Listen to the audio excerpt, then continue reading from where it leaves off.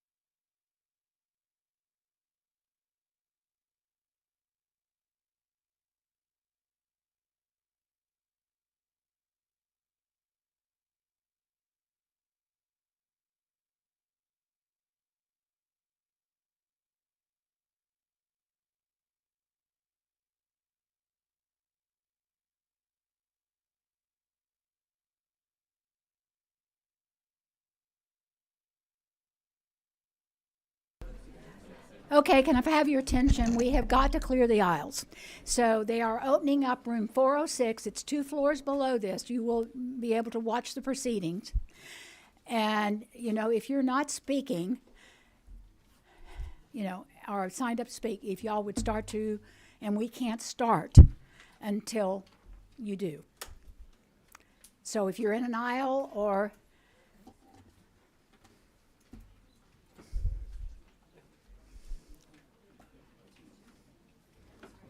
you're not going to speak. It's in room 406. You take the elevator straight down. It's the same size room. It will be coming.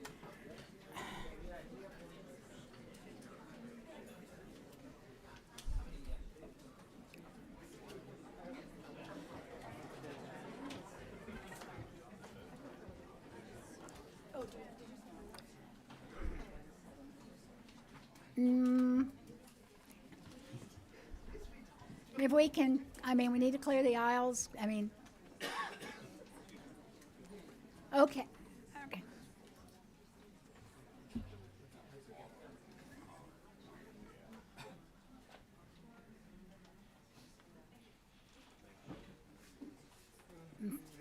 Thank you to all who willingly stepped out. you need to clear the aisles, everybody.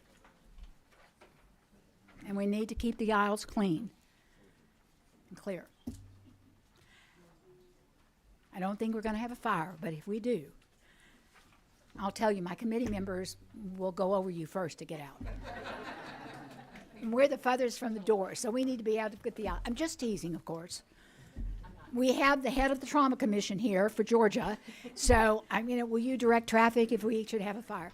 Okay, but everybody just make sure you keep the aisles, and if you're going to back up against the door, you need to go. Let's totally find you a seat, the officers. Okay, all right. Okay, just a minute. Oh, get this.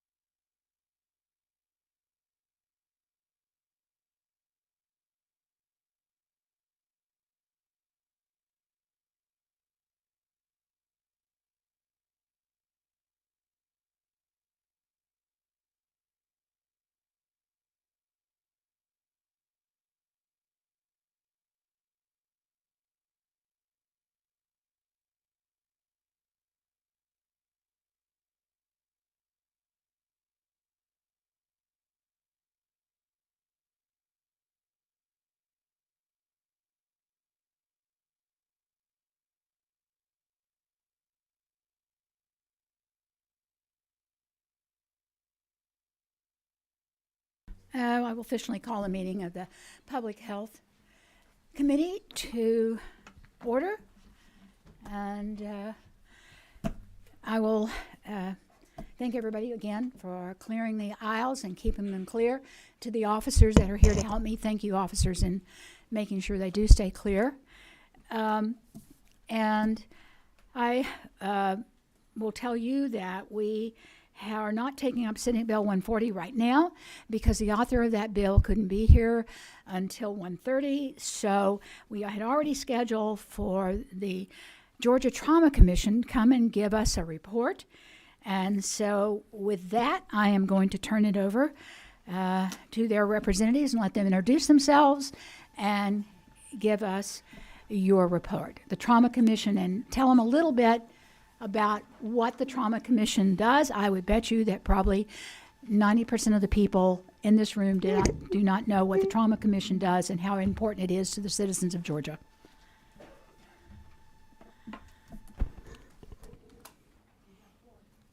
Thank you, Madam Chair. It's great to be back again. It's been a while since we've had the opportunity to present, so we're very thankful for the time on your agenda. I'd like to introduce Liz Atkins, our Executive Director, sitting at the table here. So together, hopefully, we can answer all of your questions. Oh, and I'm Dr. Dennis Ashley. My day job is Director of Trauma Surgery at the Medical Center Atrium Health Navicin in Macon, Georgia. And today I'm here on behalf of the Trauma Commission, serving as the chair of the Georgia Trauma Network Commission. So since the last, and Madam Chair, I've tried my best to try to make this interesting and throw in some things that for some people that may not know what trauma is. So it's been, as I said, a while since we've presented. So I know there's probably some new some new representatives on the committee. So I wanted to start with a few slides on just what is a trauma center. It's different things to different people, but specifically when we talk about a trauma center, what we're talking about is the room you see there in your handout or on the slides, a trauma resuscitation room. That doesn't mean a lot to a lot of people because most people in this room have never been in that room, fortunately.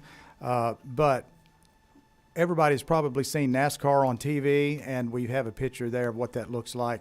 They're very quick at changing a tire, giving you gas, changing the oil, and so on and so forth. And that's what a trauma team does in real life. It's rapid resuscitation with a goal to get you from the emergency room, from this trauma room. You see how clean it was a while ago. This is after a level 1 trauma. The patient has been whisked away to a higher level of care, either to interventional radiology or to the operating room. Our job there in that room is within minutes, like a NASCAR team changes a tire. Within minutes, we diagnose your life-threatening problem and get you to the operating room as quickly as possible. And this is our destination. If you're bleeding, we want to get you to the operating room and stop the bleeding as quick as we can. So what does that mean? How can I bring that home? Well, I want to give you a patient example. We do all that, and we're here today, and your representatives, and you work with funding, and thank you for your service and for doing all the things that give us the opportunity to save lives. It truly is a team effort.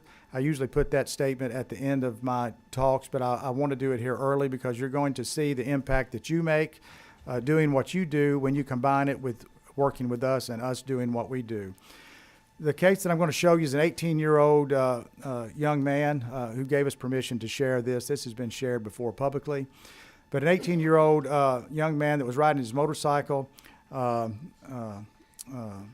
just about to graduate, was critically injured. He went down on a highway in rural Georgia. EMS took him, realized his injuries were catastrophic and that he needed a trauma center as quick as possible. They bypassed the local non-trauma center and went straight to the level 2 trauma center, which was Northeast Georgia, which has now been, they just received their designation as a level 1 trauma center. They've been upgraded. So we are incredibly proud of their hard work and those folks there at Northeast Georgia. This was a surgeon-led trauma team that transported the patient to the operating room within 32 minutes of arrival. There was blood standing by. He received transfusions emergently in the emergency room. A large quantity of blood was ready to go because that's part of our protocols. Remember that NASCAR team, we don't have to wait for equipment. We don't have to wait for personnel. We're ready to go. And this is what it looked like. This first picture here he is, the truck that came by him as he went down on the highway here was fortunately loaded with cameras. There was a front camera and a rear camera, and this is actually what the truck driver saw as he came around the bend, this young man going down. This is right before he ran over the motorcycle rider as this was happening in real speed. This is the rear view camera, and you can see you can't see it very well, but looking through the rear camera, the motorcycle rider is laying on the ground in the highway, and there's an 18-wheel tanker coming around the corner. Fortunately, the tanker was able to avert the patient and got stopped in time. And then here he is after multiple operations, and I mean multiple operations, many weeks in the hospital, and you can see he got to achieve his dream at that time, graduating from the University of Georgia under the arches there. So really, all that I talk about today and everything that we do, everything that you do here in this room that may seem mundane at some times, this is what it's all about. This is why we do what we do. So I have a few highlights here, what we are doing at the Trauma Commission, what we've been focusing on, rural trauma system development. And you can see why that's important because this accident happened in rural Georgia, and we need to make sure those patients, those citizens have access to high-level care very quickly, just like we might have here in downtown Atlanta. I don't have to spend a lot of time telling you about this map. You live this world every day. You know Georgia rural hospitals, and most of Georgia is rural as designed there by the sort of teal colored or blue color. The counties with X's are counties that have no hospitals. So you can see scattered throughout there, it's very important that we build a system that we can get young men and women just like this patient here to a hospital even if they're in rural Georgia. 120 of the 159 counties are defined as rural. I won't really spend a lot of time going over this slide, as you probably know this as well as I do, but I will focus 54 counties with no hospital, 9 counties with only 1 physician, and additional 9 counties with no physician at all. So you can see why the commission is focused on rural trauma care. This is a map of Georgia. It looks a little better in your handout. You can see the outline of Georgia, but access to a level 1, 2, or 3 trauma center within 1 hour is in blue. We've done a good job over the last decade of covering the state. We've made improvements. If you overlay that with our level 4 centers on, You can see they're in red. We've got most of the state covered within 1 hour of transit time. This is by ground, except that sort of southeast border down there, and we continue to work on that. So what is a level 4 trauma center? Level 1 is the highest or most sophisticated level of care that has everything ready to go 24/7. And then there's gradations as you work your way through that down to a level 4, where it's a hospital with an emergency department, typically in a rural area. Their job is to resuscitate, stabilize, and then identify life-threatening injuries and transfer as soon as possible. And I have a lot more detail for your handouts that you can take with you. So how do we support our level 4 trauma centers? Well, the military, you know, they're used to working in austere environments. And so on the battlefield and in these hostile environments, they use March Pause, which is an acronym that stands for, you can see it spread, you know, written out there. M is for massive hemorrhage, A is for airway, respirations, circulation, head injury, and so forth. And if you focus on those things in the first few minutes, even if you're in a 10-bed hospital, a very small ER, you will save lives. So what we've done is taken this military system and incorporated it into rural Georgia, and we have developed a course. And you can see our first sort of curriculum development was in Blackshear, Georgia last year. You can see the stakeholders here that developed that course. And I'm happy to say now, under the direction of the commission and through our stakeholders, we are ready to roll that out to our rural hospitals. The overall goal of this is to reduce mortality from treatable causes of injury.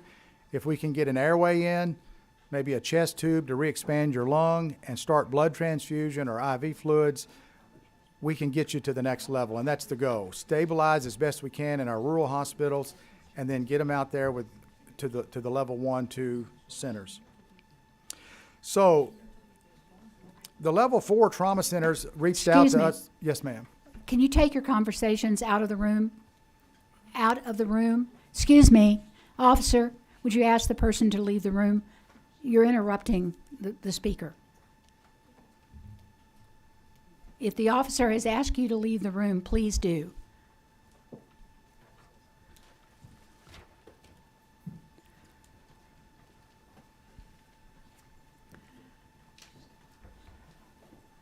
I'm sorry, but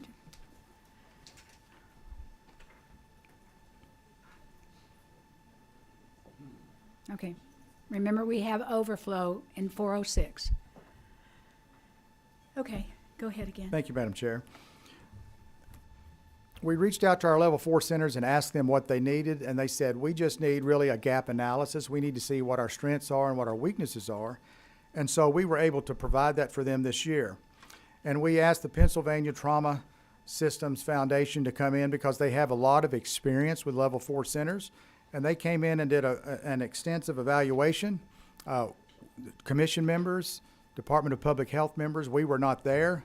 This was a safe zone, a totally safe environment for the level 4s to talk to consultants and experts and tell them what their needs were without any bias from state representation. And we really learned a lot. Their strengths were community commitment.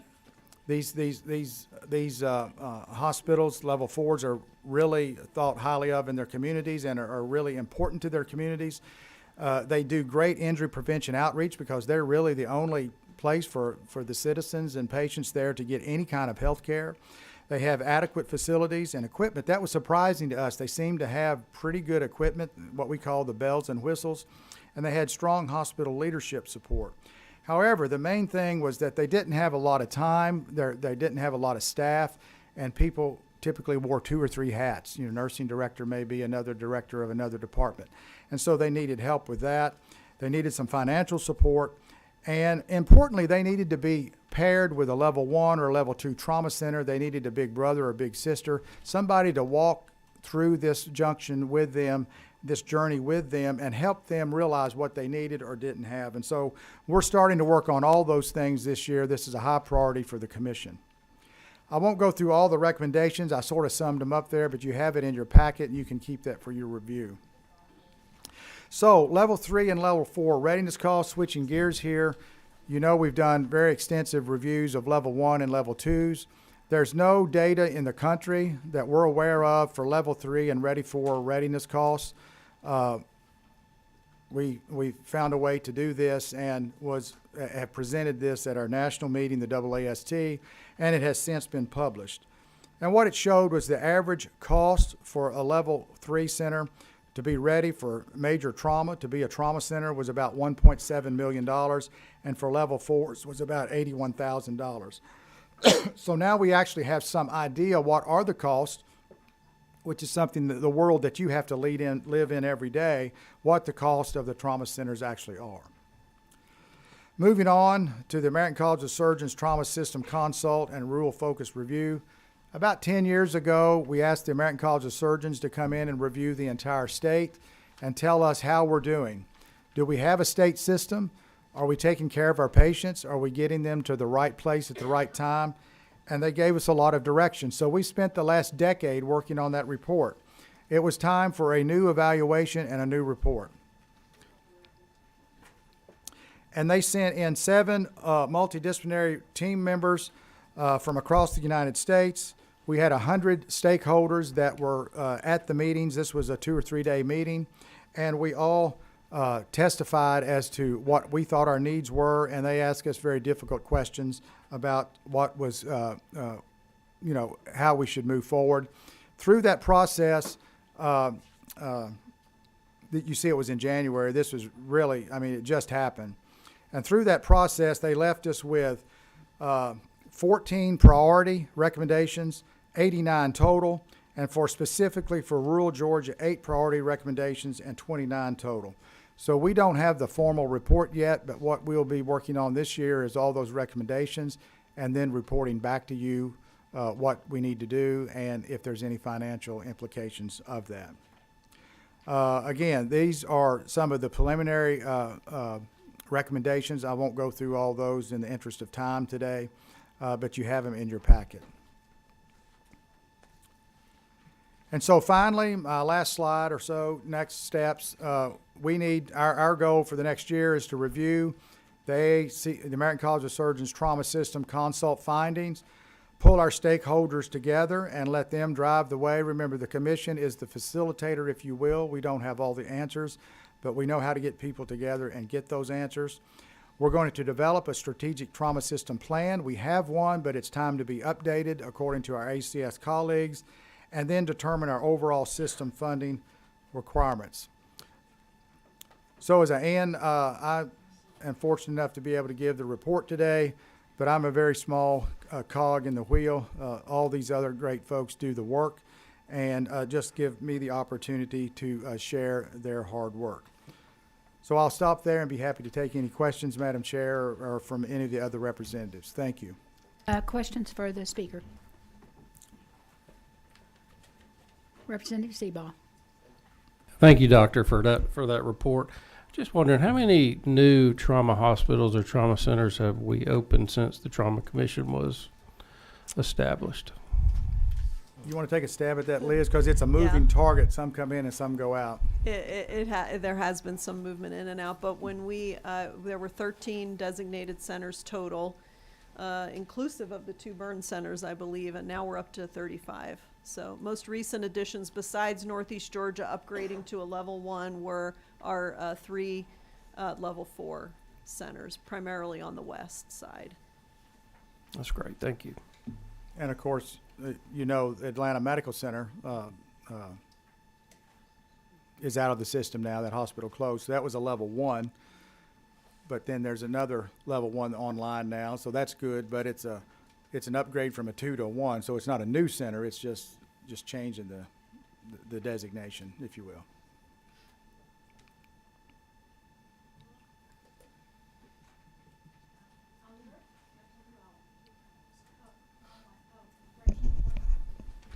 Thank you, Madam Chair. In the blank spot in the southwest and the southeastern part of the state of Georgia, and I don't want to get into specific hospitals and such, are there incentives that we have for some of the hospitals that we have in that area to help fill in the gap, particularly in the southwest and the southeastern. We've got a pretty good coverage across the rest of the state for having some access, and I know in the southeast part, not listed here, but Jacksonville down there, I know we send patients down there.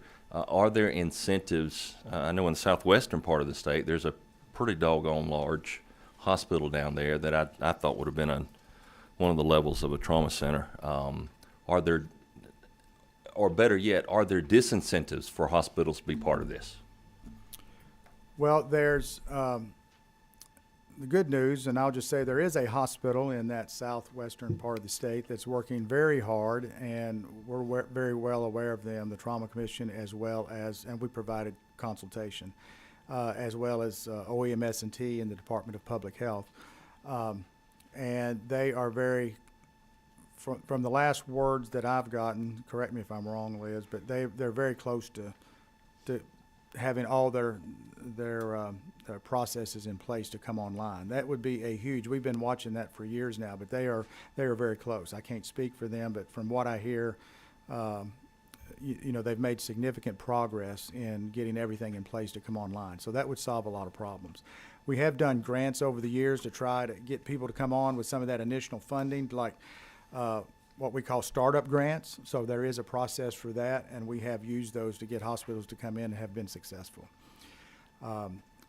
That hospital that you're talking about would plug a very big hole and would move those circles over, and then the rest of that part would be covered by possibly our level 4s. We just voted to increase the funding for the Trauma Commission did for the level 4s, as well as the level 3s with a focus on rural Georgia, because there's just not, you know, just looking at hospital size and infrastructure, there's just not enough level 1s and 2s to go around, and that's okay. You may not have that in that southeast part of the state, but if you have good 3s and 4s or good 4s, and they're quick, they're march pause, they do the things that we know save lives, and we teach them how to do it, and we educate them how to do it, and we get processes in place, and we pair them with a level 1 or level 2 trauma center, then it becomes more like the military system, and we identify bleeding, airway problems, get them out of there, and get them to definitive care. So that's the next battlefield, no pun intended, if you will, where we need to go. Okay. One quick follow-up, would that be possible? So if we're making steps in the southwestern part of the state, and the southeastern is still, there's still a gap, still a hole, and I know part of that is filled, some of the trauma with where they put you in a helicopter and send you to a level 1 somewhere, either in Jacksonville or Savannah or somewhere like that. And I know time is, for the trauma, that is the absolute, because you've got 60 miles, this is how quick we can get you stabilized and then maybe transport over. Are we overly relying on, I don't know, life flights in that part of the state when these things happen? Because they do. And if there's any way that I could just put the importance of this quadrant of the state, I would absolutely, I'd love to see some additional care for our citizens down there. Yeah, that sounds great. I think in respect to the air care, we've heard anecdotally from our level 3, level 4 committee members that in terms of air helicopter EMS utilization, the interfacility transfer is where they're having to rely more heavily on there, because EMS staffing in these rural areas is just, they're really hard pressed to find staffing. So they may be repleting their county of the only 911 response vehicle by doing a long 1 hour or more transport. So it is a problem. And unfortunately too, in the south, you have weather issues and fogging phenomena. I only know this from my previous life as a flight nurse, that you cannot fly in the south often. So helicopters are not an option, unfortunately, even if they're there. We've often thought that maybe we could work with those services to provide ground ambulance support in the event that they cannot fly. At least you have a critical care transport team there, potentially.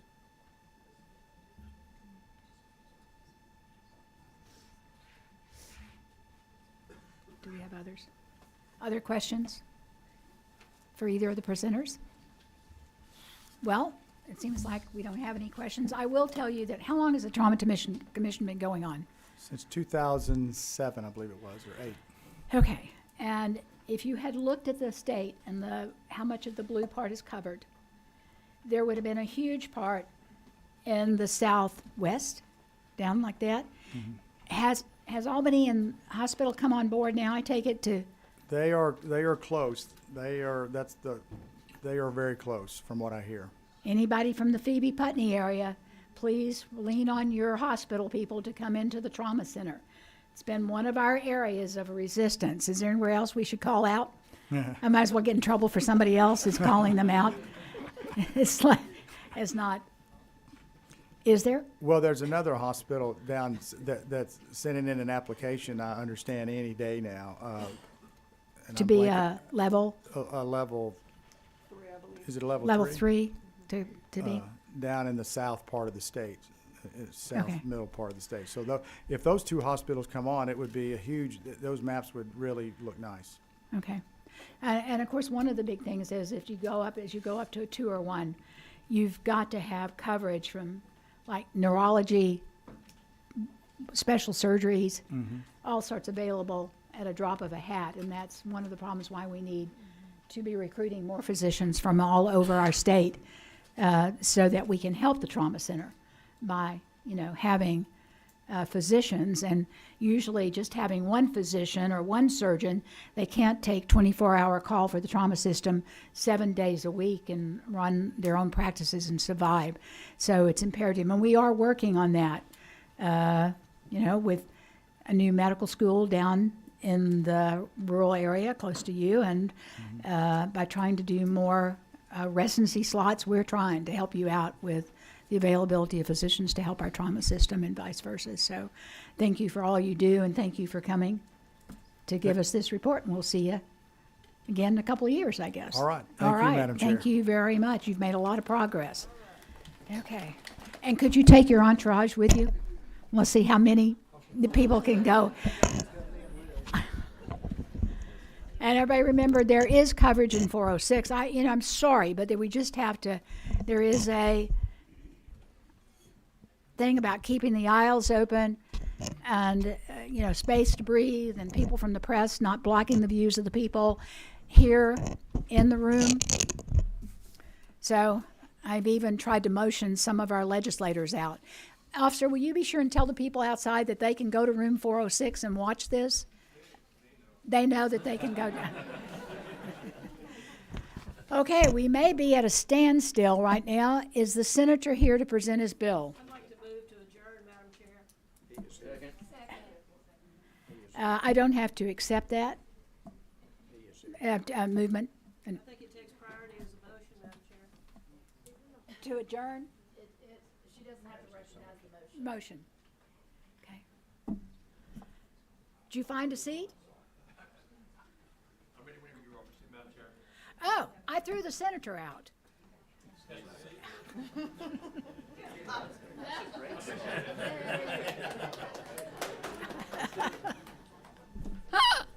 Well, are you a freshman? No, ma'am. Okay, I just haven't had a chance to have you in my committee yet, and you were standing in the aisle, and we're being really strict because we have so many people here and trying to be fair.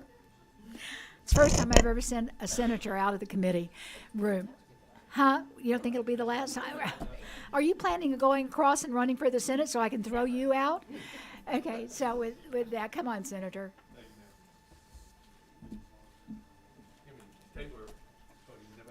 Podium, probably.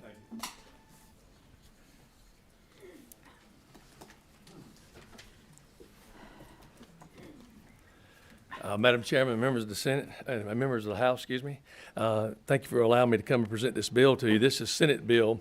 What I'm working off of is Senate Bill 140, LC 33941 2S, parentheses SCS.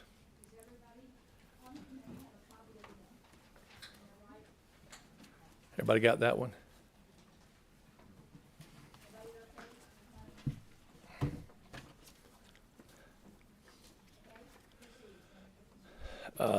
Madam Chairman, 140 is a bill that we passed out of the Senate and came to the House here. And we tried to be as liberal with our thoughts as possible to make sure this bill could work for literally, hopefully, everyone. I know there's a lot of people that doesn't think that fits that mold, but the bottom line of this bill is simply this. We designed this bill to make a pause for young people. I call it the Protection of Children Act. You know, we don't want anybody to have gender surgeries under the age of 18 years old. We want them to make their own decision. After 18 years old, whatever they decide to do is their business. But until they reach 18 years old, no surgeries and gender surgeries. In this bill allows for puberty blockers. And I would like to see a study committee over the summer on the effects of puberty blockers, because I truly can't answer those questions, whether it has long-term effects or whether it does not. I've been told by several doctors that, you know, you can be on them for 35 to 45 days after you get off of them and your body goes back to normal. If that's the case, then I can't speak to that. But anyway, the bill does not allow for hormone replacement therapies, which is pretty much permanent, and obviously doesn't allow for surgeries under 18. That's what SB 40 does. It prohibits a medical facility and doctors from doing these surgeries. And if a doctor or medical facility does these surgeries or anything about this, then they could be sanctioned by the Composite Medical Board, and he or she, medical profession, would lose their license for doing these surgeries to a child under 18 years old. Now, there are special exceptions in there for and things that are a little bit over my pay grade when it comes to the XYYX and that kind of stuff in regards to the gender dysphoria and at birth. But other than that, that's what the basic bill does.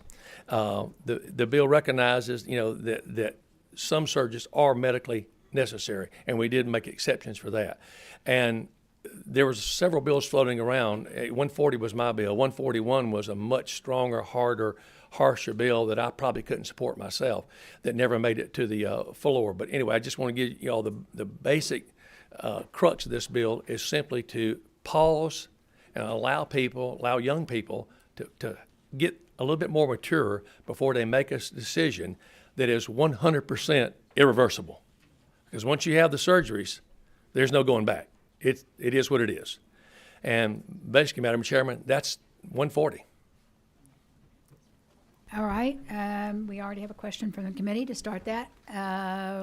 Representative Dr. Al, you've got the floor. Hey, Senator Cardin, how are you? Hello, Senator and Representative. Do you miss me? Absolutely. I bet you do. So, first, most basic sort of fundamental question. So for any medical condition, academic medicine and societies will develop a set of practice guidelines for how we're to treat these patients, and this is based on the latest research, and we continually go back to refine and re-refine based on newer information. So I have in front of me the policy statement from the American Academy of Pediatrics that deals with best practices in caring for transgender and gender diverse children and adolescents. So I'm going to read you a piece from this journal article, and I can share it with you, and I have the citation for anyone who wants it. And according to the American Academy of Pediatrics, it says that research substantiates that children who are prepubertal and assert their identity of transgender, TGD, know and assert their genders clearly and as consistently as their developmentally equivalent peers. It also says that they benefit from the same level of social acceptance. This developmental approach to gender affirmation is in contrast to the outdated approach in which a child's gender diversity assertions are held as, quote, possibly true until an arbitrary age, often after pubertal onset, where they can be considered valid, an approach that authors of this literature have termed watchful waiting. This outdated approach does not serve the child because critical support is withheld. So essentially, they're saying that the approach taken in your bill, SB 140, is not in line with the current science and policy of the American Academy of Pediatrics. So my question is, Senator, why do you think the judgment of the Georgia State Legislature and of you, 99% plus of which have no clinical training in pediatrics whatsoever, should supersede what the American Academy of Pediatrics has determined to be best practices in caring for gender diverse children? Well, I can't speak to that article, never read it, and I'm sure there's other articles out there that would support probably my read side. it. I'll But get that you. would support our side too. But the point I would like to make to you, Representative Al, is that I'm not trying to override what you're saying in regards to the medical knowledge that you have in that article. I'm simply saying that it has been also written and proven that children that have dysphoria issues sort of outgrow them as they mature. So instead of having a surgery that's devastating before the age of 18 years old, that's my thing. I want to put a pause there and allow these children. Now, after 18, once again, I'm going to repeat, I don't care what happens after 18, but I don't think any child at 14 years old should have irreversible surgery that may affect them. And if this hearing had been tomorrow, there's a lady flying in that got gender surgery at 14 years old, and she's coming in special to speak to our caucus in the morning to say, it's the worst thing that ever happened to me in my life. I regret it. If I'd have only waited, I could have made a more mature decision. I couldn't get her here today. She's coming tomorrow. And I mean, I'm sure there's other people in the hall that have stopped me and told me that. And I've had also people tell me, well, I haven't decided to have the surgery yet, and I'm 26 years old out in the hall. Well, my position is, your business. Do what you want to do. You're over 18. So that's all I can tell you. I mean, I understand where you're coming from as a doctor and what you're reading there, but it's also other literature out there that says the opposite. So there we go. One follow-up question. Yes. Does the legislature write bills that prescribe protocols or prohibitions on care for chemo protocols for leukemia? I don't know if I can answer that question, ma'am. Do you think it's appropriate for the legislature to determine treatment protocols or prohibitions for treatment of acute appendicitis? I don't know if I can answer that question either. Because I will tell you why I can't answer that. The legislature's job, in my opinion, we protect children every day, thousands upon thousands at schools. That's our job, to protect children. I'm saying my job here is to protect children. And if you don't think we're protecting a child to keep them from not having surgery before they're 18 years old, then, I mean, with all due respect, I mean, you should vote no.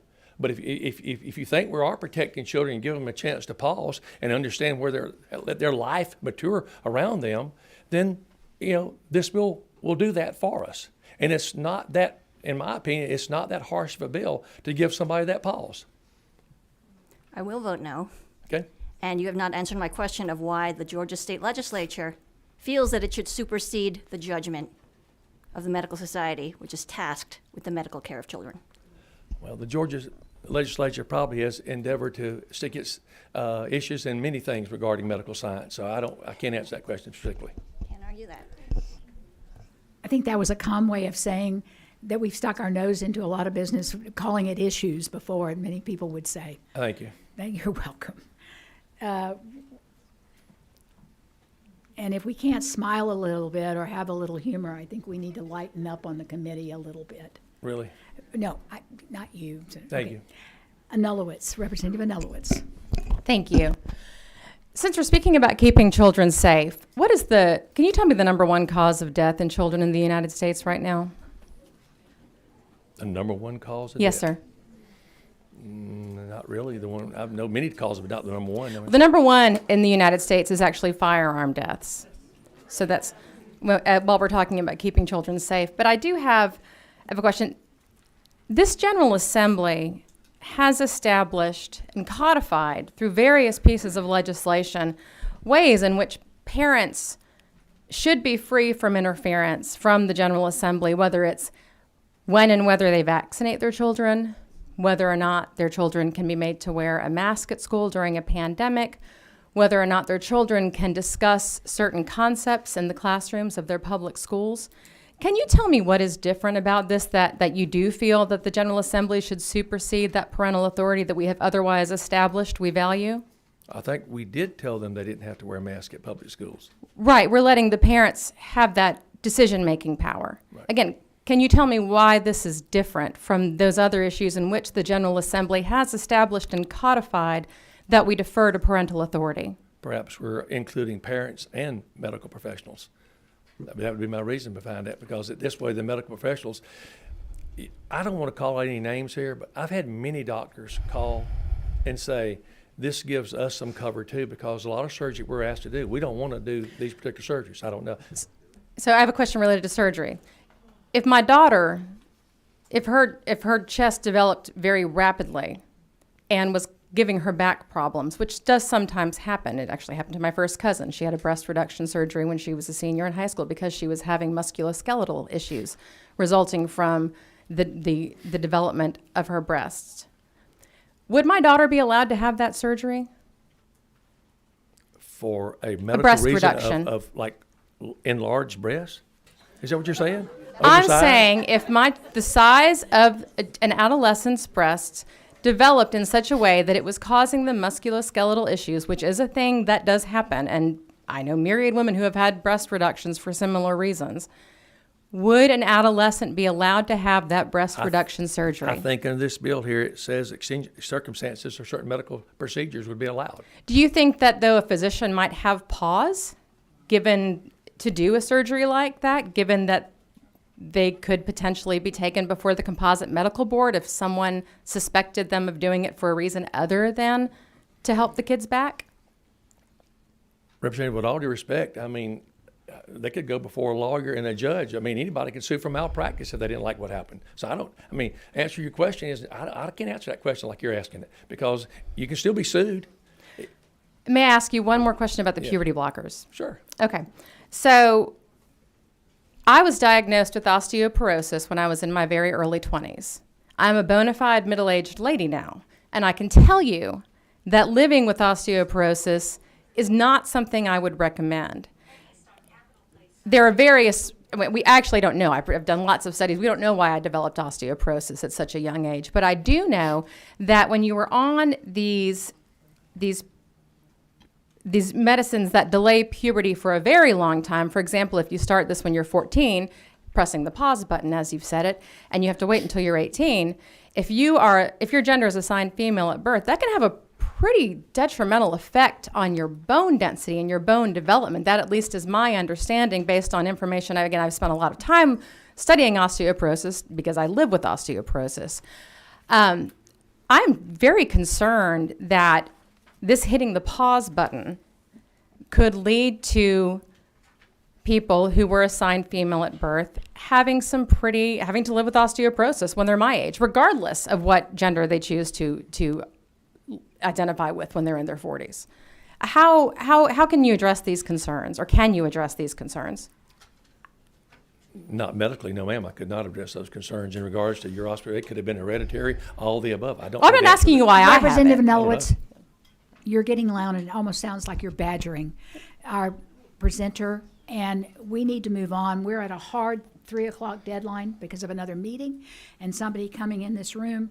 And so I'm going to move on. And to other people who want to speak, my board is lit up. And I'm going to try to get to everybody on my committee. I'm never going to get to everybody that wants to speak, even close in the audience. And I appreciate you being here, and I'm sorry I'm not going to be able to do it. But let's keep the questions on the committee, please, to one. Okay, Representative Oliver. Senator, on line 61 in section 3, you're directing the Board of Medical Examiners to adopt rules and regulations regarding these procedures. Is there any other medical procedure where we've legislated that the medical board adopt rules and regulations? Representative, if you don't mind, I had Dr. Watson, Senator Watson, was with me when that line was put into the bill here. And if he was here, I would like him to speak to it. He was on the way up, but he was in another committee also. So, Dr. Watson, please. Is there any other medical procedure that we, the General Assembly, has directed the board to issue rules and regulations? Yeah, I'm sorry. Would you give me a little context in that? I was answering a text. I apologize. No, I understand. My question is in relation to line 61 of Senate Bill 140 that says the board shall adopt rules and regulations regarding the prohibitions contained in subsection A. And my question is the medical board been directed by the General Assembly in any other medical condition of any kind to write rules and regulations? You know, that I'm not aware that they have not. I'm sorry, that's a a little bit of evasive answer. I apologize. Since the medical establishment standards of care are against what you're doing in your bill, why would you assume that the medical board, acting independently, would issue rules and regulations to sanction a doctor who is following the standard of care? And if you'd like Dr. Watson to answer that question. Yeah, so I disagree with your premise of standard of care. I think that's a erroneous statement. And I think that you'll see, if you look at the Netherlands or Sweden, you'll see that the pendulum has started to swing back. It started to swing back in Europe. It started to swing back here in the United States. And I think that most reasonable people will feel that surgery and sex change hormones, which are irreversible for minors, is not an appropriate procedure. So I disagree with the standard of care, and I disagree with your premise. The Academy of Pediatrics Yeah, standard of care was read earlier. I don't remember if you were in the room at this time. You know, the pediatric endocrinologists that we've talked to, they are looking for outs for this pendulum swing, and they are looking for support relating to this. There are several academies and several different guidelines that you may point to. The research that we've done, and we've exhaustively looked at this. I know more about this than I ever wanted to, and we've talked to multiple issues. We've done reviews. We've looked at review articles, and we've tried to look at the science as best we could. This is the needle that we have threaded, and I think that the standard of care in the American Academy of Pediatrics, what they would suggest, I think is a suggestion. I think that mostly what you'll see is that the data on a scale of 1 to 4, with 4 being double-blinded placebo-controlled trials versus 1 being a very loose association of science, then I think that most of the data is mostly a 1. And I think that's what the British Medical Journal review article says, and I think that most of the science community will back us up on that. Senator, on line 24 of your bill, you assert that the General Assembly is aware of statistics showing a rising number of such individuals who as adults have regretted undergoing treatment. How did you obtain, what is your data to say that the General Assembly is aware of statistics?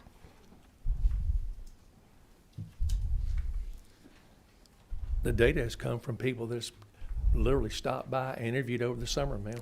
The General Assembly is who you assert. I'm just wondering whether you surveyed anyone in the General Assembly, whether you asked members of this committee. I'm just curious how you assert that position.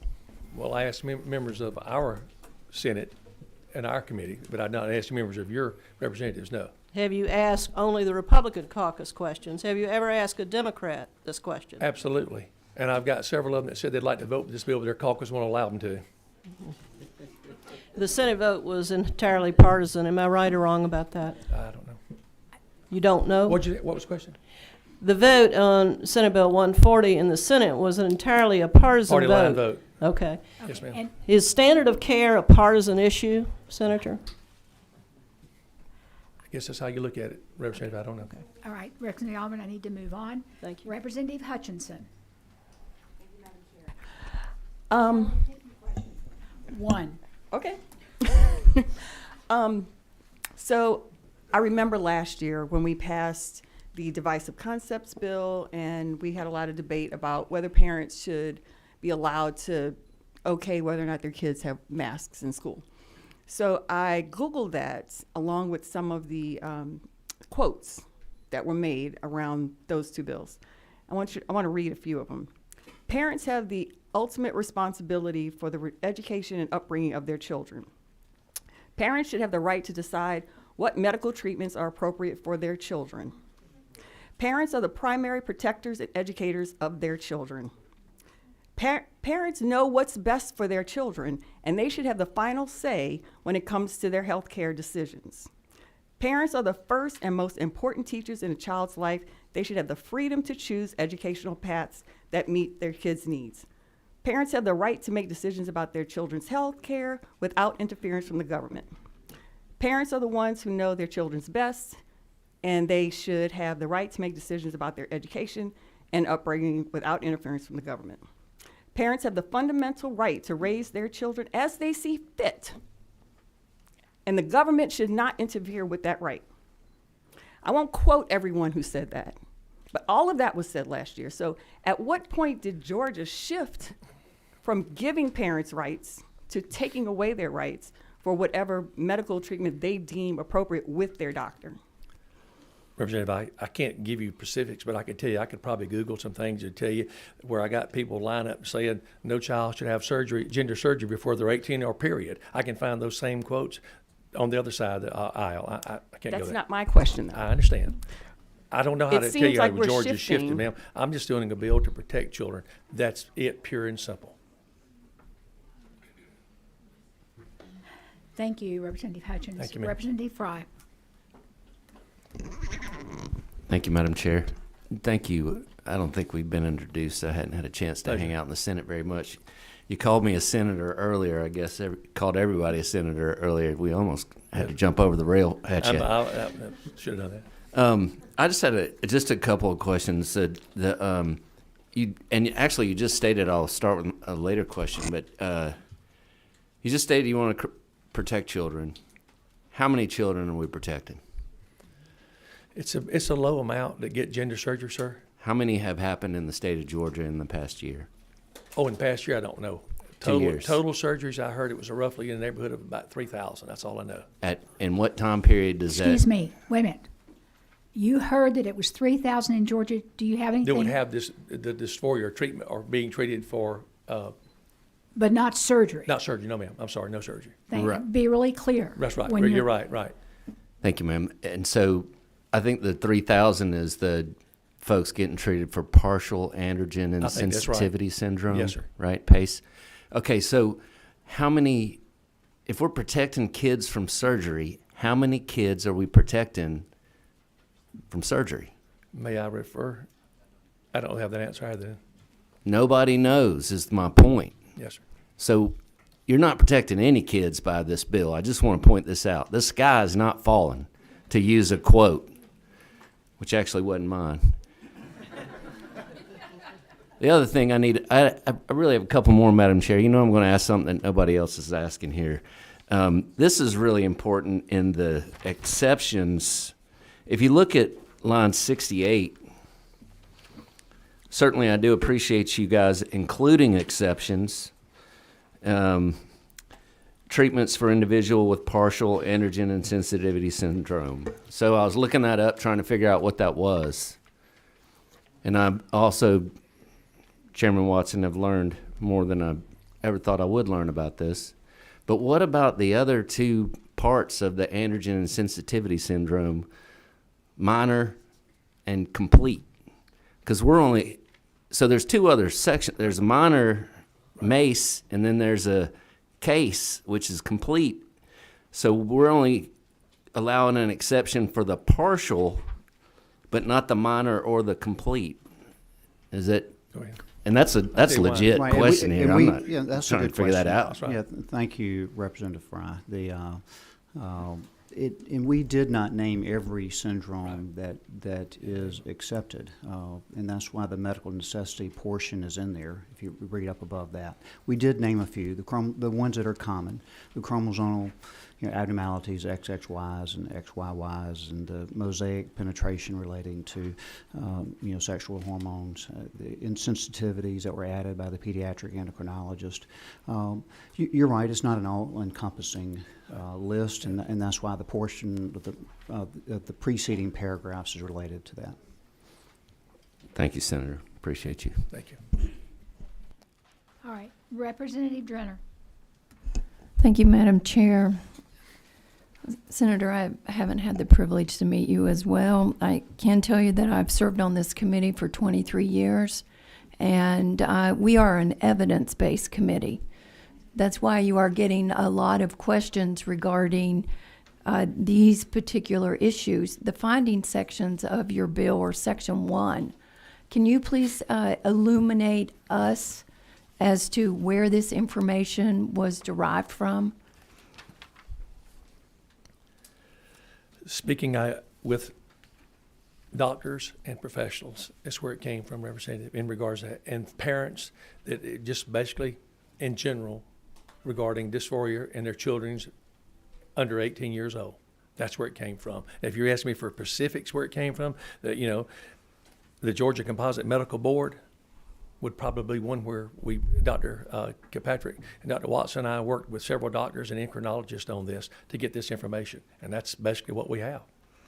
So what you're saying is that there's no peer-reviewed information included in Section 1.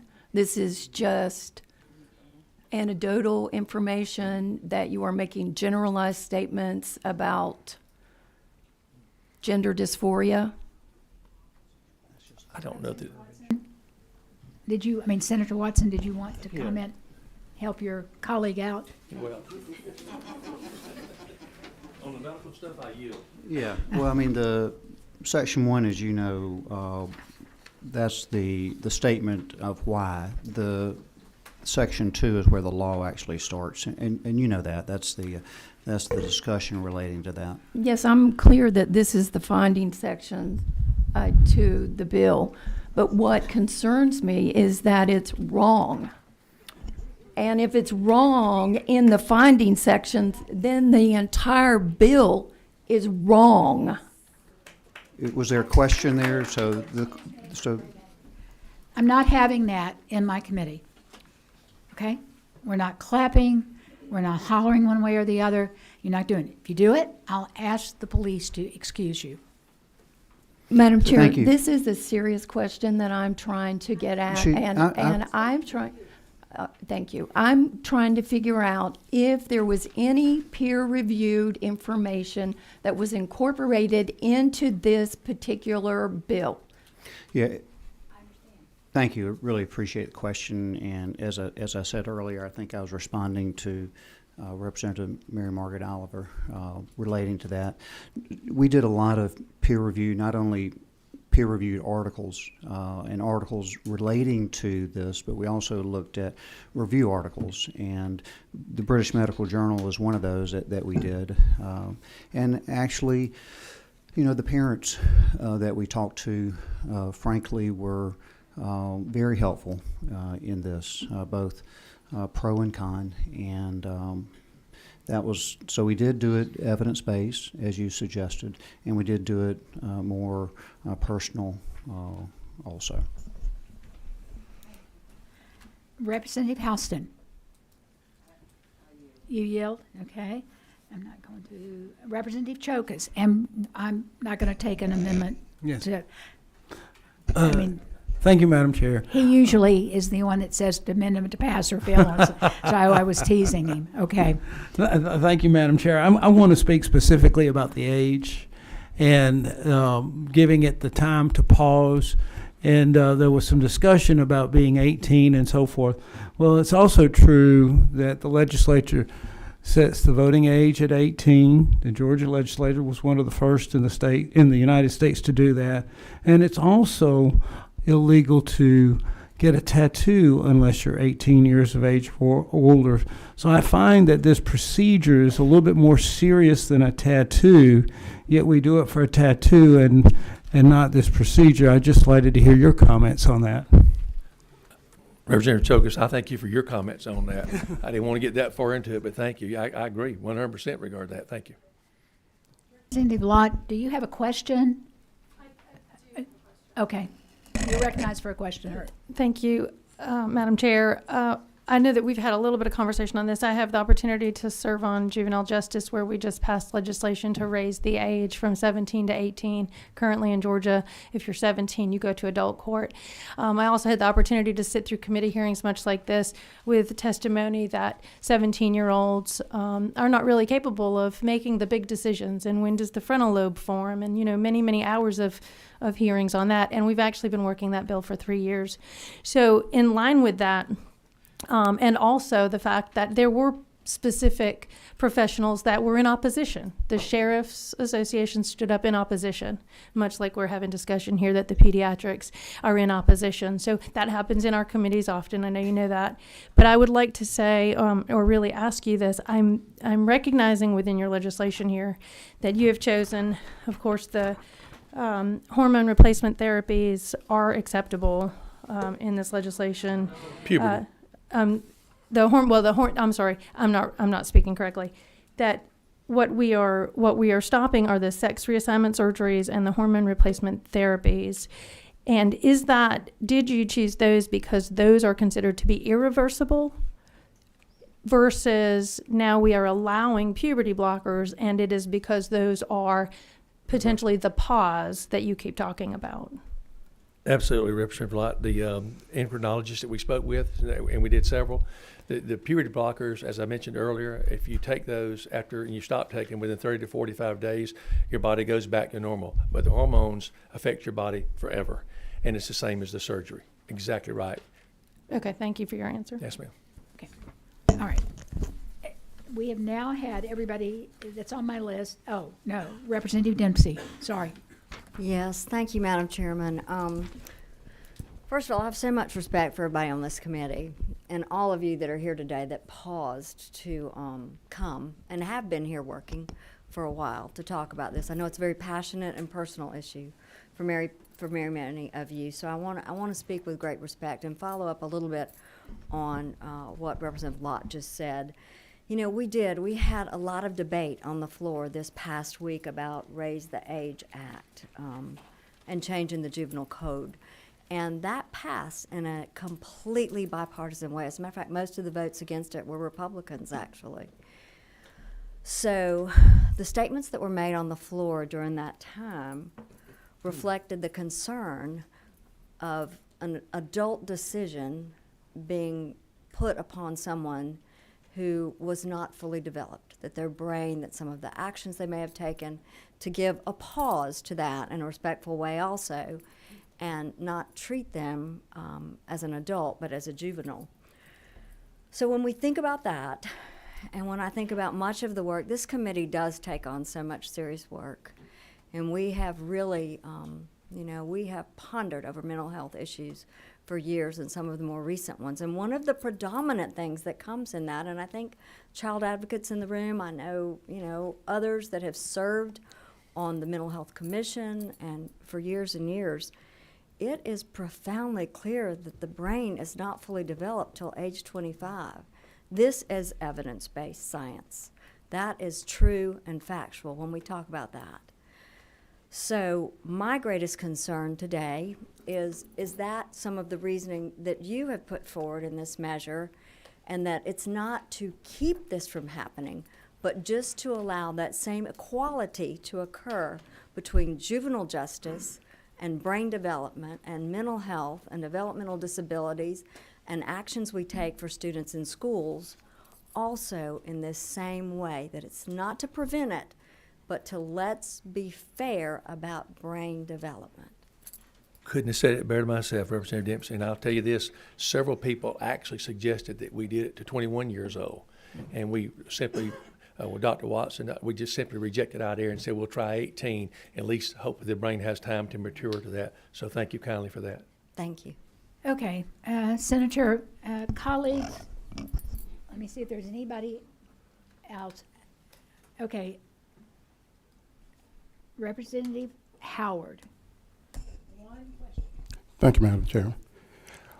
Senator, I'm struggling with back with line 25. I know that what we do, I thought it ought to be a database based on facts. The statement says the General Assembly is aware of statistics of a rising number of such individuals. Can you point me to something somewhere that those facts come from or that data comes from? In general discussion, Representative, we had over the summer with different groups and different parents and different doctors. That's where the information came from. Representative Drennan been here 23 years. I've only been here 3 months. But I'm seeing that a lot of these bills are based on general. You know, I have to wrap my head around why this bill. I guess it's like this right here, Representative.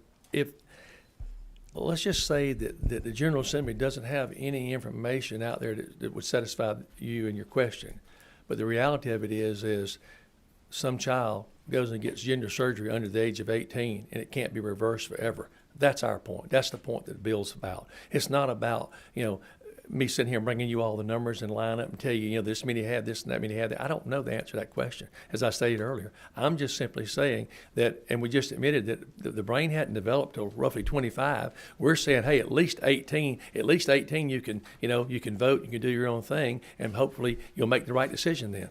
So. Thank you, Representative Howard. Okay, I am going to cut off committee assignments. Everybody's had the lights up here have had at least one chance to ask us a question or several questions and speak. And I, want to iterate what Representative Dempsey said, and which I said before. I really appreciate that people were passionate enough to come and talk about this. We are in the last days of session where time and meetings are going on top of each other. It doesn't mean that this one is not extremely important. But we are on a really backup to 3 o'clock. And there will be people waiting out in the hall to take this room, and we will have to vacate it. So I am going to go. You can go to your meeting if you want to, or you can stay. Thank you. I've got one more. And I am going to take some testimony from the audience and people that have signed up. And first on my list, and I am just going to pick and choose, and later on I'm going to ask, and we'll go through that. And the first person is Jacob Hayes. Come to the podium, tell who you are and where you're from, if you're affiliated with somebody. Madam Chairman and distinguished members of the committee, my name is Jacob Hayes, and I'm here because I'm a Georgian and I care about the policies that this state makes. And I think that the statistics show that this bill does not protect children. What it does is it severely impacts their mental health. Using current research from the National Institute of Health, and if you put that into a mathematical model, you can get the estimate that only 32 people will regret receiving treatment, whereas an additional 569 Georgians will commit suicide as a result. The brain is fully developed by age 25. Sorry. But gender identity is generally considered to be created by age 4, and that's by the American Association of Pediatrics. And so I think that it's important to realize that the psychosexual development is different than your ability to not do dumb stuff. And I also want to contend against the idea that there is a long-term impact. The research that is there is very, very contradictory. There's no real comprehensive study. All of the studies that I've read for females who are transitioning to males after they end hormone therapy, most of them are fertile after 6 months. And so I think that it's an overgeneralization to say that it's irreparable harm. And do you know it is irreparable harm? And what we all know is irreparable harm? Suicide. 569 or 32. And this isn't a decision that they get to make.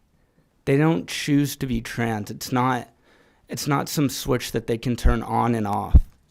And the question here is, are we going to alienate them even more? Within the bill, it says that there's a high rate of comorbidity between mental illness and gender dysphoria. Why is that? You don't become transgender because you have a mental illness.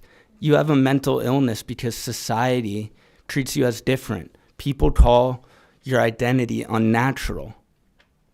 That's where the real problem is. And on the topic of puberty blockers, I think that they're a great tool, but they shouldn't be the only tool. let's say that you have a 14-year-old, right? Should they be on puberty blockers for 4 years? Because we're telling them that this is just a phase, when this phase is them. That's just further alienating them. And I would like to end this with saying 32 or 569, you have pressure from your party, from advocacy groups, and from your constituents. Please vote with your heart and vote for Georgia. Thank you. I'm going to embarrass Jacob, but those of us, and I don't have the privilege of being a graduate of the University of Georgia. I'm not. I was a Texan by birth, and I'm a Georgian by marriage and went to school elsewhere.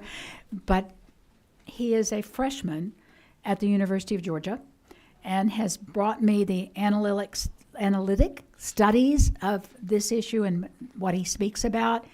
And let me tell you, we got smart people and smart students at Georgia, and I'm very proud of you for speaking up, Jacob. Thank you. Thank you. Okay. Elizabeth Downey. And to people that are out in, if there's somebody in 406 that I call, we'll wait for you to get here. And in case there's somebody sitting in 406, our overflow. Okay. Thank you, Madam Chair. My name is Elizabeth Downey, and I'm a native resident of the state of Georgia. I strongly urge you to oppose SB 140. I'm a wife, a registered nurse here in Georgia at Northside Hospital, Atlanta, and a mom to 2 young girls. One of my daughters is transgender. SB 140 directly affects our family and her life. My daughter began showing incongruences with her gender identity around the age of 4. Over the next few years, she began discovering her truth and became persistent and consistent on who she was born to be. At the age of 7, after years of research and guidance from our medical team, my daughter Caitlin socially transitioned in 2nd grade. Since her transition 5 years ago, not only have we legally changed her birth name to a preferred name to reflect who she is daily, she is now on hormone blockers at the age of 11 in 6th grade. My daughter cannot stay on blockers until she is 18. That is unsafe and will cause further complications medically and mentally. Just like I advocate for my patients and follow the most up-to-date standards of care created to protect my patients' well-being and provide them with the best care, we as her parents believe in the research-based evidence and standards of care created to treat gender dysphoria. These standards are created to provide life-saving assistance for children like my daughter. We seek out medical providers, pediatricians, psychiatrists, therapists, and endocrinologists who support WPATH, and these providers are members of the American Academy of Pediatrics, American Academy of Child and Adolescent Psychiatry, American Psychiatric Association, and the Endocrine Society. SB 140 goes against all guidance and standards of care on the best treatments for patients with gender dysphoria. Healthcare decisions for my daughter should be between my husband and myself, her legal guardians, and our entire medical team. This bill would deny my daughter access to medical treatments like hormone replacement therapy that have been developed to help her, not harm her. We as her parents understand the risks involved in hormone replacement therapy and surgeries, the 2 areas this bill is directed at stopping for minors under the age of 18. These risks are no different for any other parent making medical decisions for their minor children for, say, childhood cancer. But we understand that the benefits of following these treatments for gender dysphoria far outweighs the risks. We want our kids to be alive, to live like their peers, to be successful academically, and most importantly, to be happy and know they are loved. Throughout her life, our unwavering love and affirming support has allowed her to thrive socially and mentally at home, in school, and within our community. My daughter deserves health care that is compassionate and tailored to meet her needs, just like every lawmaker and individual in Georgia. Taking away the option for my daughter Caitlin to access the care she needs is nothing short of extremist governmental overreach. If politicians really want what's best for our kids and Georgia families, they would focus on real issues impacting our state's healthcare system, like the ever-growing nursing shortage and the fact that hardworking families can't afford the basic medicine and doctor's visits they need. Please vote no to SB 140. Thank you for your testimony. Just so you will know, and this goes out over the airways, this bill does allow for children that are being treated at this stage to continue on their treatment, and that it would cover anybody that starts treatment by the time that the bill would be signed and by the governor and bills go into effect, which is usually July 1st. So just so it'll be perfectly Madam clear. Chairman, I thought that the bill stopped She could continue on hormone blockers, but she could not have hormone replacement therapy. No, that's not my understanding. Pardon?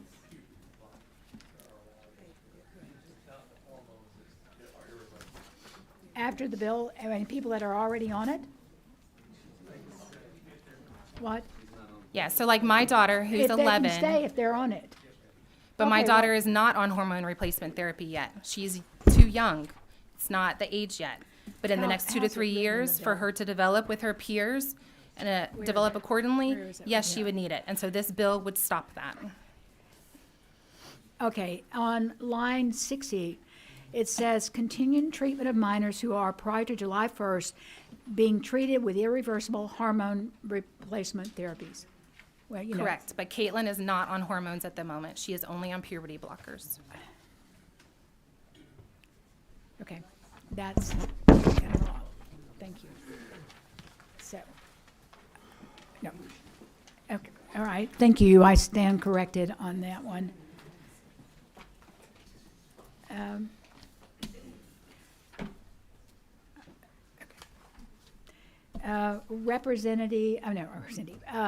Dr. Kim. Dr. Kim, is here if you'll come and identify who you are and who you're with, and Sure. Good afternoon. My name is Dr. Tony Kim. I am a pediatric endocrinologist here in Atlanta. I have been a pediatric endocrinologist since 2005.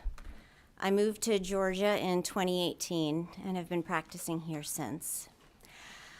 I was asked to give my opinion while this bill was being formed because I am a doctor that would be prescribing these medications for either puberty blocking or hormone replacement, and to get my opinion as just some medical insight into the creation of this bill before it got to this stage. I recognize that different people feel very differently and very strongly on both sides of this debate. And I can recognize and appreciate that different people want what they think is the best thing for their child and what is thought to be the best thing for children in general. And so I say all of that up front so that my opinion is not really part of this. And I'm trying to be impartial in my opinion as a medical professional that would be writing for these medications and potentially as part of what would happen in the future of these children's lives. So when a child has gender dysphoria and wants to change their identity, there are truly some kids who probably would be happier as the opposite gender. But there are a lot of children who are confused and don't necessarily know the right thing and are using this as what they think is the right solution when it's not. And unfortunately, once you do certain steps in a gender transition, you can't go back. And so the thing that I like about this bill was that it recognizes that there are going to be people who do want to transition, and that's okay for their choice, because we live in a country where people should be supported in having a different walk of life if it doesn't hurt other people. And I respect that. But I also know that there are a lot of children who are hurting, and they blame it on one thing when it's actually something else. Or there are just kids who go through phases. I can say for myself, my own kids want to change their middle name. I'll let them do that when they turn 17, 18 years old, but I want to make sure that they understand, and it's just a middle name, but we as a family chose their middle name because it has family roots back to their father and the generations before them for 100 generations. And so I want them to understand the ramifications of that before they do something as silly as change a middle name. How much more do we need to think about that when we're thinking about gender. And by giving estrogen or testosterone to a child of the opposite gender, there are changes that will happen in the body that can't be undone. So I recognize that the woman who spoke before me, I feel for them in that they don't want to wait. But at the same time, I would hate to give gender affirming hormones, gender identity affirming hormones that may change their physical being for the rest of their lives in a way that can't be undone. Okay. I have a question, and then I'm going to let the only person that turned the light on have an answer. How long can a child stay on puberty blockers? Puberty blockers are meant to be used for children to bring them from an early onset of puberty into what would be considered a normal age for puberty to start. However, in my specialty, we do use it in other children for longer than that. For example, in children who have moderate to severe autism, we will use puberty blockers well into mid-teens, maybe even, 16, to allow for more maturation of the brain before all of those puberty symptoms and all of the health care and hygiene involved in that have time. And I guess the other question, are there non-permanently harmful hormones that could be used if some child is very determined after, having puberty blockers and all? Are there alternatives to the ones that do permanent, that are irreversible? I wish that there were, but it really comes down to the medications that block the progression of puberty, and then if one wants to change their gender, giving the opposite hormone to create that change. That's what I thought. Okay, Representative Fry, you get the one question. Thank you, Madam Chair. Thank you for your coming up here today and appreciate your impartiality. Just got a couple of points to see if you can clarify. How many patients are you currently prescribing the blockers to? I have a very small practice currently, and so at the moment I am not treating any. Over the course of my career, I have used puberty blockers on dozens. Have there been, follow up if I may, Madam Chair, have there been any folks that are trying to transition that you've actually prescribed puberty blockers to? Because of the nature of my practice, my stance has always been, I will support you through the reversible part of puberty, but when you're ready, the reversible part of this transition, but if you're ready to move on to something more than that, I have advised for patients to go to larger medical centers that have the right psychosocial support and that there's a team that worked together for the best of the child. And I have not worked in that sort of practice, and I thought that was best for the child. Well, that's great. Follow up if I may. How many patients have you actually provided the puberty blockers to that went on to transition? I don't know the answer to that because they would move on to another medical center and I didn't necessarily hear back from them. Jenner, one question and we're moving on. Thank you, Madam Chair.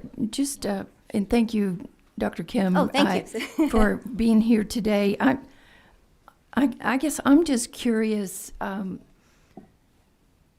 child, you don't work in a vacuum, right? I mean, you have other support clinicians with you when you are helping someone through this process. Is that true? So In the past, when I used to be in larger groups, it's still just other pediatric endocrinologists, where the recommendations have historically been that for something like this, a child should be treated in a multidisciplinary program.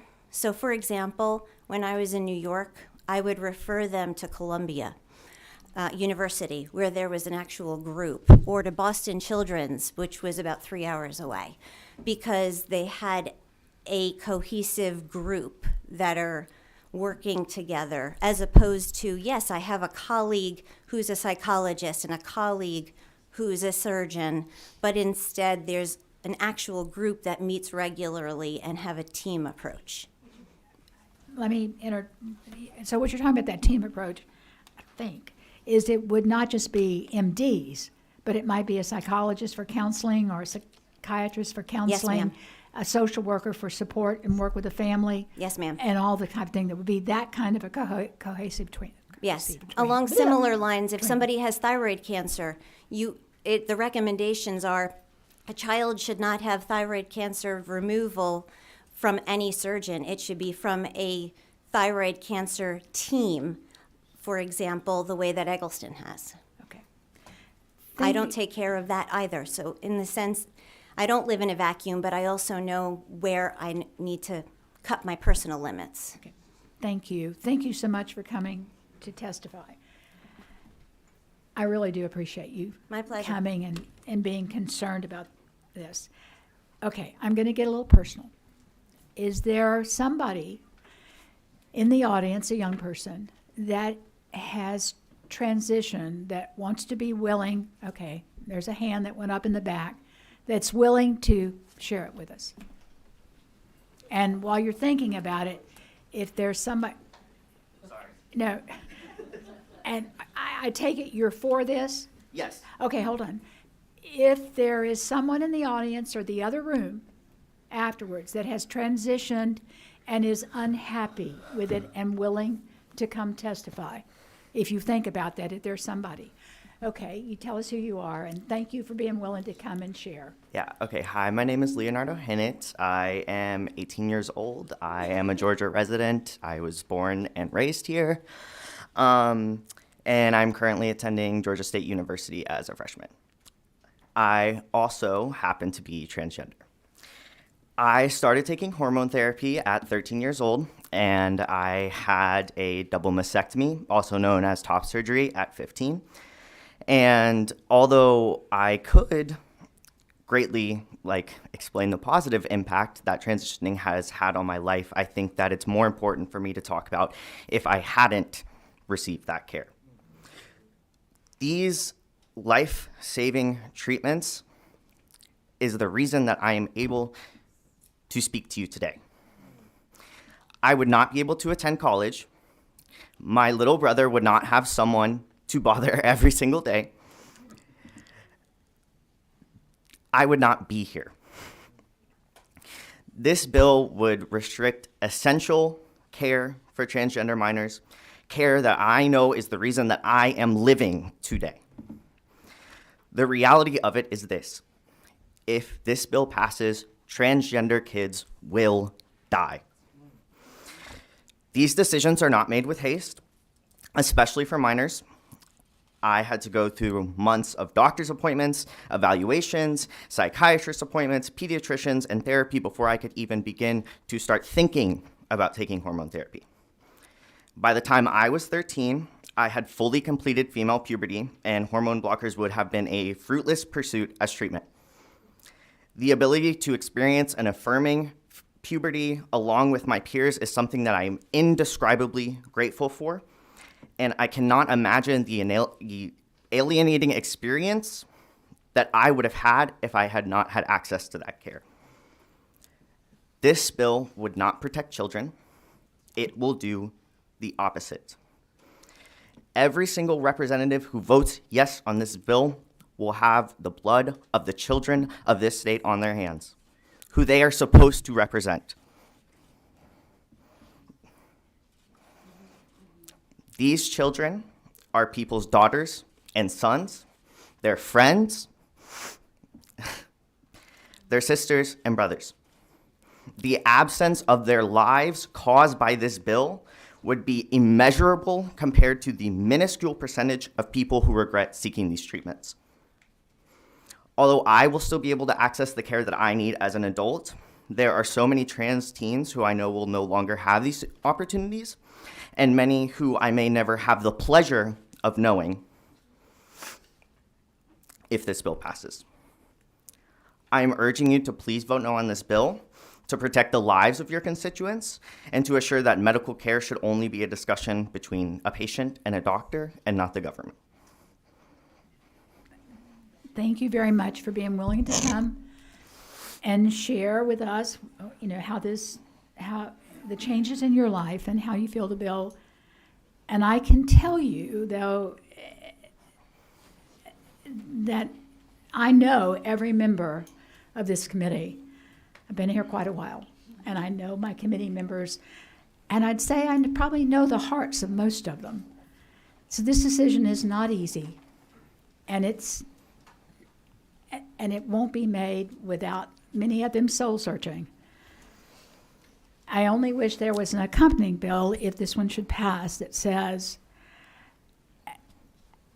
that we will always also stand behind transgender people and transgender children and not let you be discriminated against. There's always going forward. We need to let people respect the decisions that other people make, even if they're different than ours.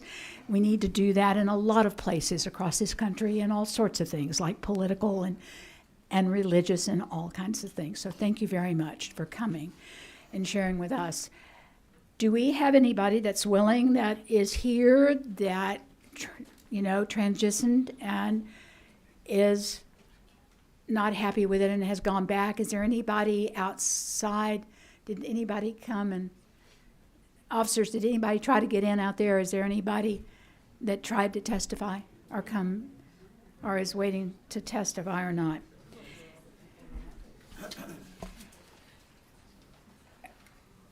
Okay. Representative Paul Smith.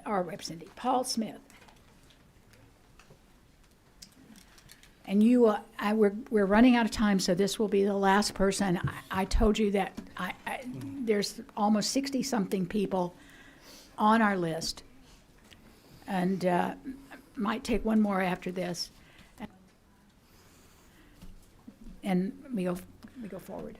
Thank Please the make chair your for the comments opportunity to short. speak. I'll be very, very brief. Hopefully have time for another testimony. I'm with Citizen Impact, and we have not been aggressively advocating for this bill, but we do support the author's intentions, acknowledging that probably everyone in this room is trying to do what's in the best interest of children in the state. But we came here to testify that the bill needs work. It needs some changes to make it more effective. And I support the amendment that has been proposed by Frontline and Georgia Baptist. And so we just came to stand with our friends at Frontline and Georgia Baptist in support of stronger measures in the bill. Thank you. Okay, and I had said something, Mr. Behm, B-E-H-M, and this will be the last testimony before we go back to our committee. Madam Chair and members of the committee, it's my pleasure to be here before you this afternoon. Sort of touchy times. Representative Pergel, I don't know, maybe you're like me, you like the smell of democracy in the afternoon, and I think that's what we're getting some here. So that being said, my name is Roland Behm. I volunteer and serve as a director on the Georgia chapter of the American Foundation for Suicide Prevention. AFSP's mission is to save lives and bring hope to those affected by suicide. And we come here today to strongly oppose SB 140. We believe that the actions contemplated by SB 140 will be harmful to our children, that they will not reflect well-researched science and practice. We know that access to gender-affirming care reduces the likelihood of suicidal impulses, ideations, and attempts. In fact, with research that was published late last year, it was found that access to gender-affirming care, including hormone therapy, reduced depressive incidence by almost 68% and reduced suicidal ideations and attempts by 73%. If we only had 1/10 of that effect, we would go full force in ensuring that we had access to care that prevented 7 or 8% of our children from taking their lives. This is 10 times that amount. So, Madam Chair, members, I would greatly appreciate your considered opinion and voting no on the matter in front of us. Thank you for your time. Thank you very much. Okay, what?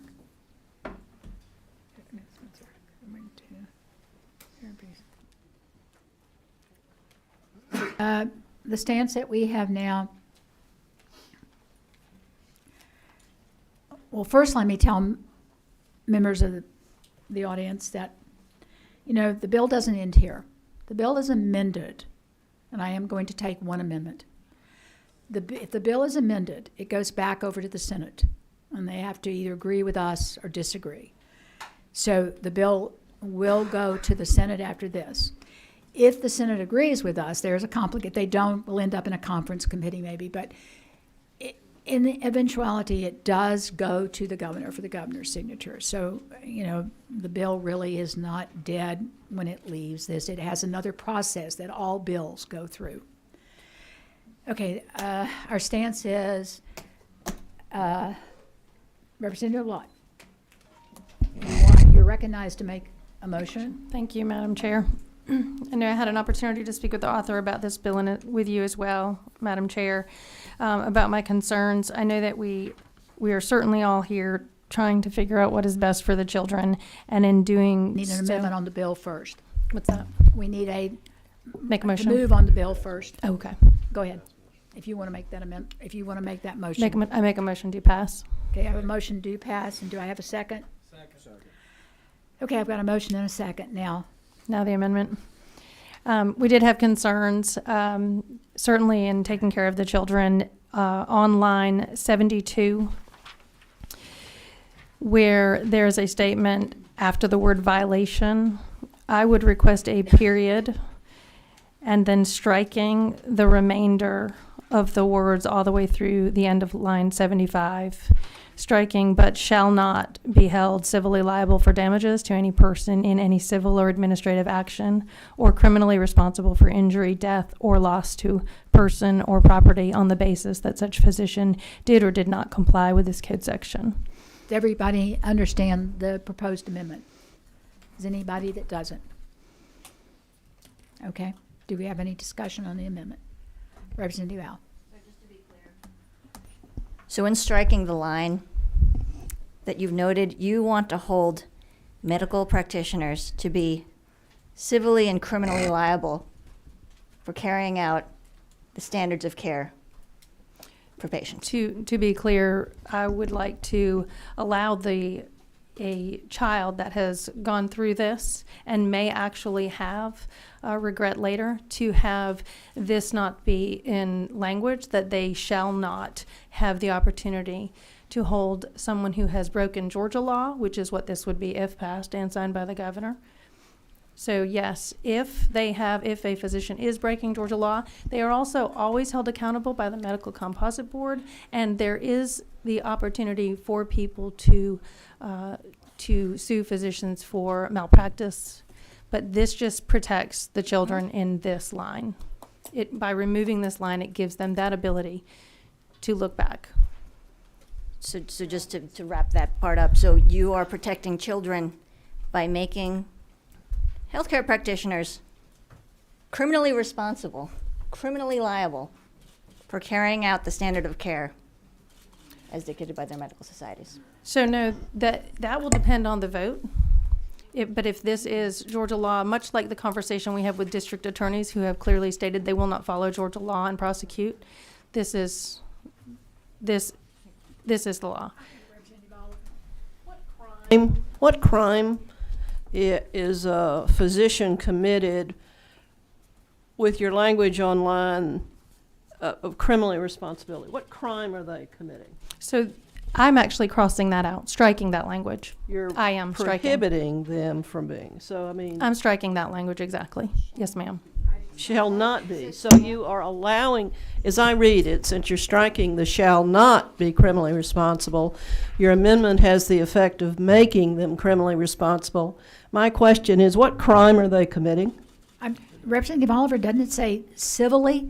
Wouldn't It says is that on line 73, in any civil or administrative action criminal responsibility or for criminal injury. responsibility. My Got it. question is, if you can answer, please, what crime is a doctor committing by following what he or she believes is the standard of care?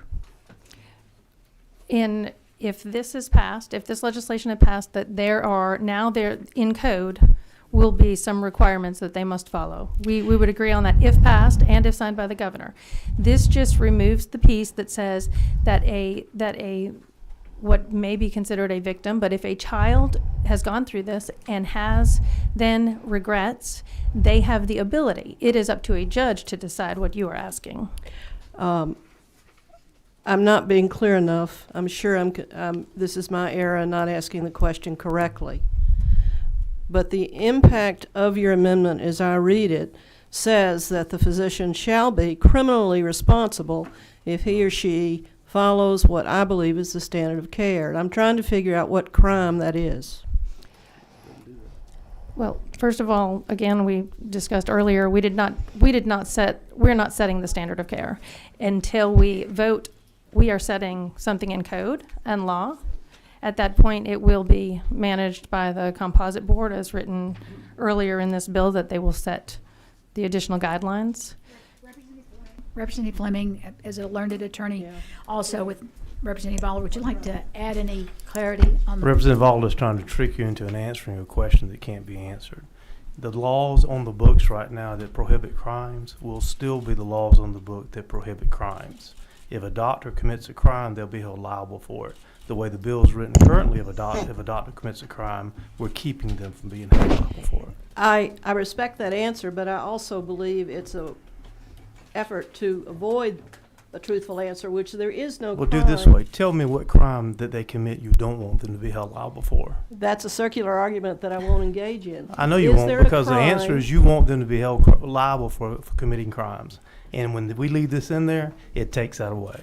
And You know that's what? not our purpose. I'm sure this is my error of not communicating adequately. But if you say that you want a physician to be criminally responsible, my question is, what crime? Tell me what crime they committed, and I'll tell you how they're responsible. I think I'm asking the question and you're asking the question back. Okay, I'm going to end this Good with idea. the fact that, thank the Lord, I did not go to law school like I started out to do. So, but thank you for both of you entering this. Okay, we're down to a vote. All right? Everyone in favor of the amendment, which would be on line 72, to put a period after violation and then strike everything starting with but through the end of line 75. Everybody in favor of that amendment, say aye. Aye. Everyone opposed, no. No. Okay, let's see a hand vote. Everybody in favor, raise your hand. Okay.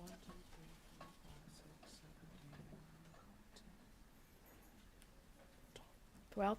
Everyone opposed. 10. Okay. Did somebody hold up two hands? Okay.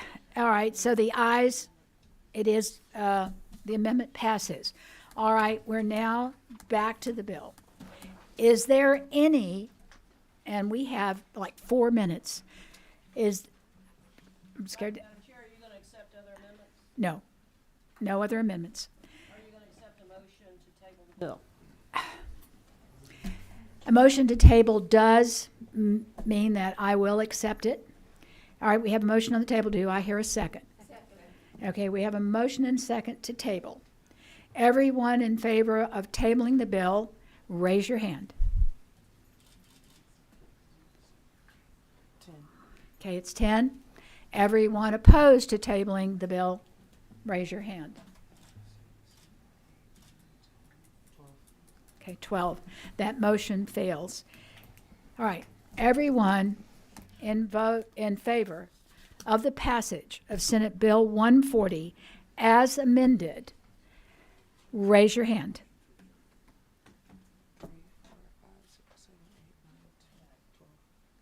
$12. Everyone opposed, raise your hand. Okay, it's 10. So the bill passes as amended. It will now, let's see, this one goes to the floor of the House for a vote. It goes to the floor. I left out a step. It does have to go to the floor of the House for a vote. So it still has a step it goes to rules. It goes to the Rules Committee, and it has to come out of rules. And then it goes to the floor of the House for a vote.